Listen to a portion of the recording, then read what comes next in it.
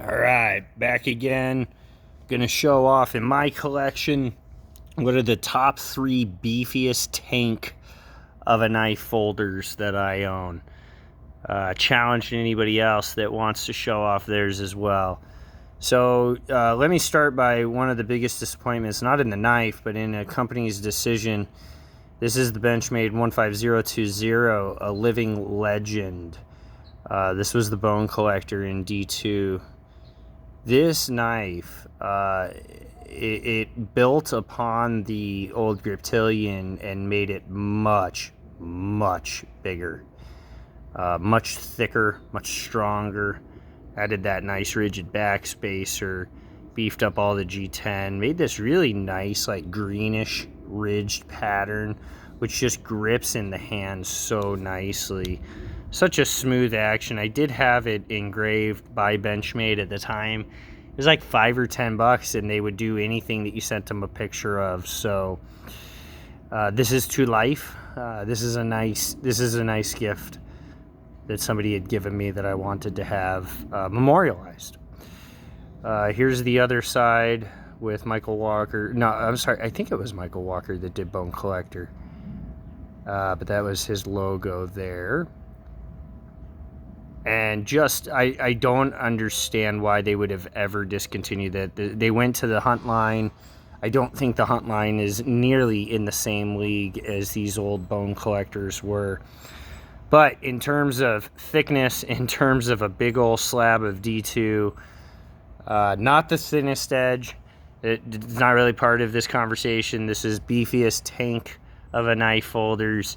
I think that you have to talk about the Benchmade 15020. Now, it's not as easy to find as a Benchmade, but this is the Jeff Freeman 451 flipper.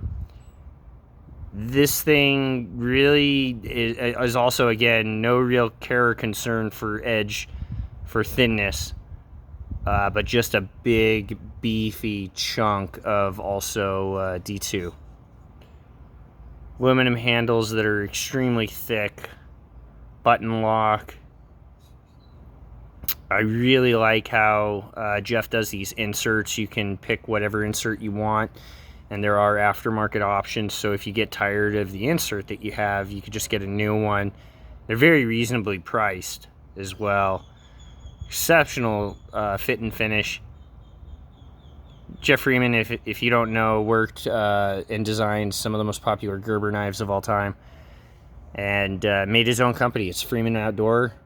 Highly recommend that you check out the 451 flipper. It is god-awful heavy. It is really a heavy knife. It's probably the heaviest out of anything I'm going to show today. And these ridges, by the way, they do not get in the way of any kind of cutting. They're more aesthetic than anything.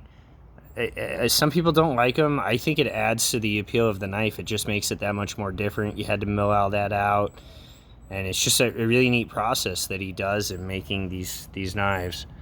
Now, lastly, of course, you're gonna have to include an Emerson, because pretty much all Emersons are overbuilt. That's kind of what they do and what their sales pitch is. And so this is the Vindicator, which I believe should still be in current production. This one was 2014.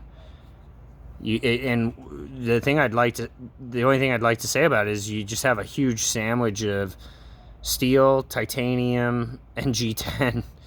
It's just, it fits your hand great. They are really good with ergonomics.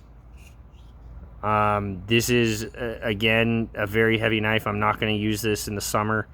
In fact, right now, because it's so hot, I'm not going to use any of these during the summer. But I do look forward to the winter time when I can carry a bigger knife.